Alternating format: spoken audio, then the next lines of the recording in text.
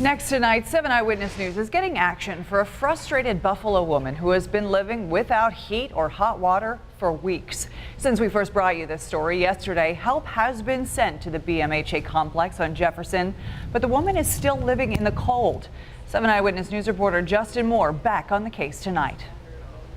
Put the stove on this morning to get it nice and toasty in here. Day 15 and still no heat or hot water for 70-year-old Bobby Spencer. She has been keeping her home heated with the stove and boiling water. Her senior housing unit is owned by Buffalo Municipal Housing Authority. I felt we was in the middle of Shinda and BMHA. And it just seemed like we was that forgotten persons. However, BMHA puts the responsibility on Shinda.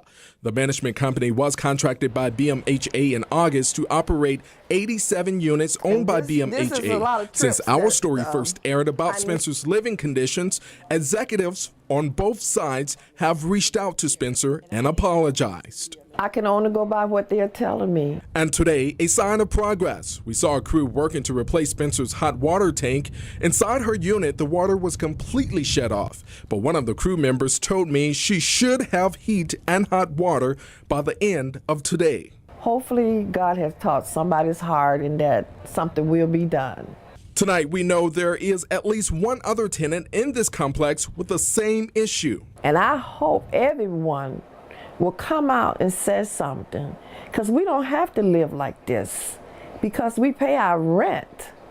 And when you're paying your rent and living in an apartment, I don't care if they charge you with $1.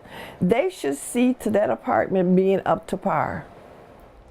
Now, the executive director of BMHA released a statement late this afternoon. It says in part, as soon as the BMHA became aware of that, some residents were having heat and or water issues, redirected Shinda to take all necessary steps to safely relocate affected tenants immediately. And we have called and even gone to Shinda office here in Buffalo for a comment or at least a statement. No word tonight from them. Of course, 7 Eyewitness News is all over this story, and we will stay on it until tenants get results. Justin Moore, 7 Eyewitness News. Justin Moore pressing for answers. And the story does not stop there. Tonight, Common Council President Darius Pridgeon, whose district includes this BMHA property, says he will introduce a resolution Tuesday calling for the city to launch an investigation into the Shinda Property Management Company.